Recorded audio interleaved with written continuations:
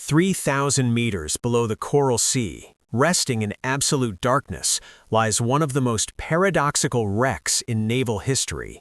USS Lexington, hull number CV-2, went down on May 8, 1942, not from the enemy torpedoes and bombs that struck her that morning, but from something far more insidious growing inside her own hull. When Captain Frederick Sherman ordered abandoned ship at 50:07 in the afternoon, most of her 2,700 crew members were still convinced she could be saved. The fires were under control. The list had been corrected. She was making 25 knots. So what changed in those critical hours between battle damage and catastrophic loss? 76 years later, in March 2018, an expedition led by Microsoft co-founder Paul Allen made the discovery of Lady Lex's final resting place more than 500 meters off the Queensland coast.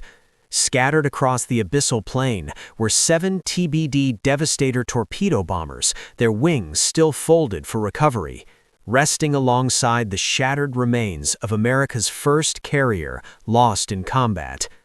216 men went down with Lady Lex that evening. The question that haunts this wreck is whether they had to.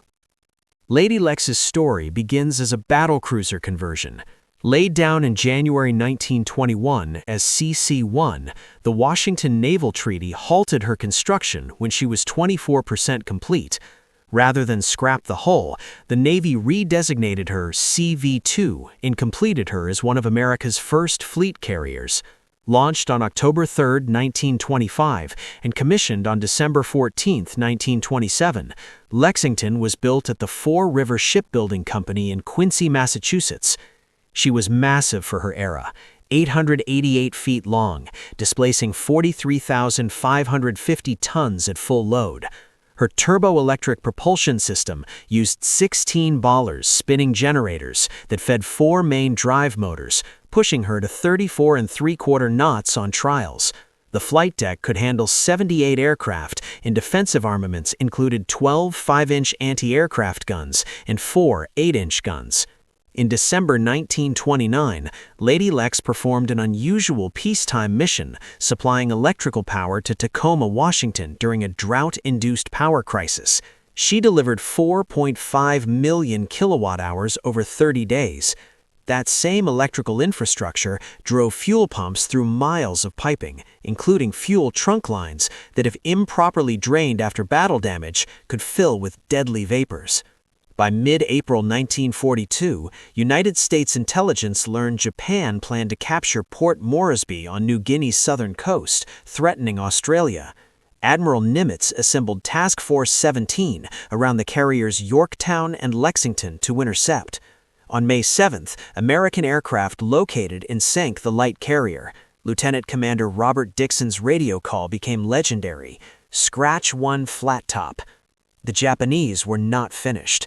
At 09:11 on May 8th, radar detected 69 incoming aircraft from the carriers Shikaku and Zukaku. Combat Air Patrol Wildcats engaged, but the formation was overwhelming.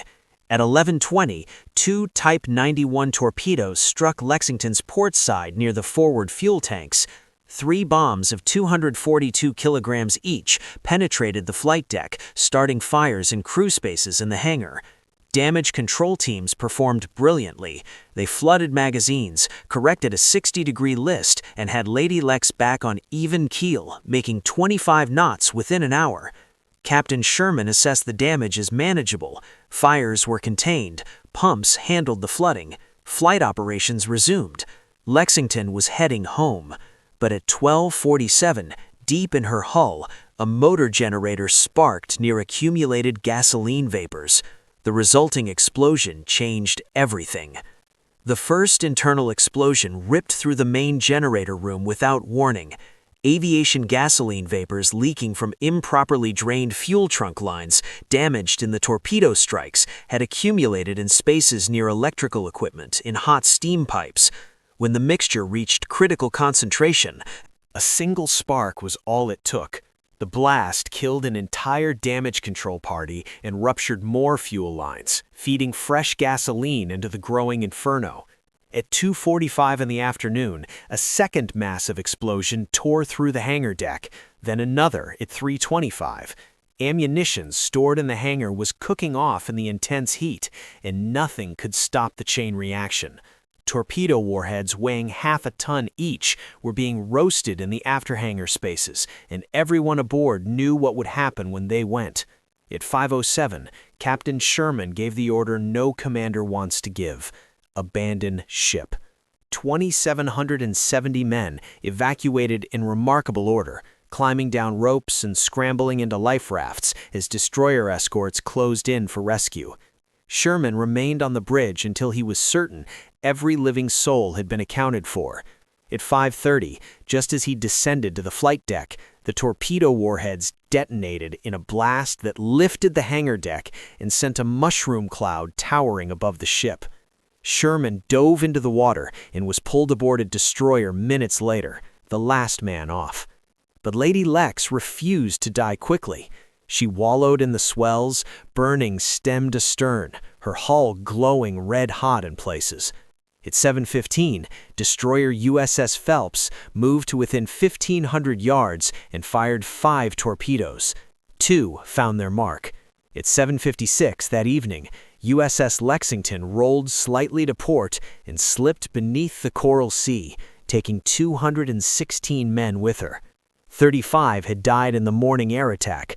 181 were killed in the internal explosions or went down with the ship. Before we continue, a quick reminder: subscribing is the easiest way to support the channel.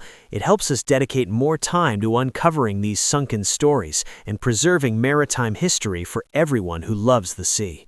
Let's get back to the video. For 76 years, Lady Lex's exact resting place remained unknown. Survivors had recorded her last position as roughly 15 degrees 20 minutes south, 155 degrees 30 minutes east. But the Coral Sea covers millions of square miles, and depths in the area exceed 3,000 meters. Early search technology simply could not reach that far down. That changed with Paul Allen's research vessel, Petrel, a purpose-built exploration ship equipped with an autonomous underwater vehicle rated to 6,000 meters. Using multi-beam sonar, the autonomous underwater vehicle could map vast sections of seafloor in a single pass, detecting anomalies that might indicate wreckage. On March 4, 2018, after weeks of systematic searching, the sonar painted an unmistakable image: a massive hull section sitting upright on the abyssal plain at exactly 3,000 meters depth, 9,842 feet down. Remotely operated vehicles were deployed for visual confirmation, and what they found was stunning. The main section of Lexington sat upright and largely intact. Her flight deck collapsed into the hangar spaces, but her hull structure was clearly defined. 500 meters to the west lay her bow section, resting flat on the bottom, and her stern section set upright nearby. The ship had broken into 3 pieces during the descent or upon impact with the seabed. The most haunting discovery was the aircraft. 7 TBD Devastator torpedo bombers, 3 SBD Dauntless dive bombers, and 1 F-4F Wildcat fighter were scattered around the wreck site, all in remarkable condition. Their wings were still folded in the carrier configuration, as if waiting for the deck crew to be respotted for the next launch. The cold, oxygen-poor water at this depth had preserved them far better than wrecks in shallower tropical waters. Confirming identity required bulletproof evidence. Hull number CV-2 was visible on the wreckage. Main section measurements confirmed 888 feet overall length. Turbo-electric propulsion signature appeared in the debris field with distinctive generator housings. Flight deck configuration matched 1942 refit documentation. Gun mounts in distinctive 8-inch turrets were in documented positions. Aircraft types perfectly matched Lexington's May 8th air group. Port-side torpedo damage was clearly visible, and internal explosion patterns matched survivor testimony. Coordinates aligned precisely with the recorded sinking position. The U.S. Naval History and Heritage Command officially confirmed identification, and the site received war grave protection under the Sunken Military Craft Act. USS Lexington's loss was America's first carrier sinking in combat, but it was not a defeat. The Battle of the Coral Sea stopped the Japanese invasion of Port Moresby, marking the first time since Pearl Harbor that Japanese expansion had been halted. Tactically, the battle was a draw, with both sides losing carriers and aircraft. Strategically, it was an American victory that bought precious time for the decisive engagement at Midway 1 month later. The wreck itself now serves multiple purposes beyond its historical significance. Marine biologists study how deep-sea ecosystems colonize artificial structures at extreme depths. Archaeologists use the site as a baseline for understanding metal corrosion and preservation in abyssal environments. For 216 families, the discovery provided closure, a final resting place that can be honored even if it can never be visited. Under the Sunken Military Craft Act, Lady Lex is protected as a war grave. No salvage is permitted, no artifacts may be removed, and even non-invasive surveys require government permission. The men who went down with her remain at their posts, eternally on patrol 3,000 meters below the surface. Within 6 weeks of her loss, workers at the Quincy shipyard where she had been built petitioned Secretary of the Navy Frank Knox to rename an Essex-class carrier under construction, shifted from Cabot to Lexington. Knox agreed, and CV-16 inherited the name, the legacy, in the fighting spirit.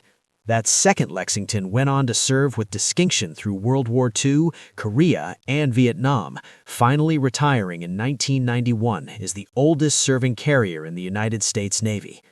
Lady Lex's power, both literal and symbolic, still resonates. She lit a city when it sat in darkness, and she stopped an empire at the cost of her own survival. The wreck beneath the Coral Sea isn't just twisted metal and lost machinery. It is a time capsule of courage, a monument to 216 souls, and a reminder that some victories are measured not in ships saved, but in time bought, in invasions stopped. Her crew understood that.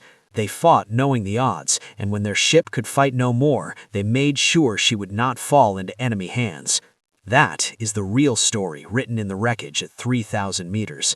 Not defeat, but defiance. Not loss, but legacy.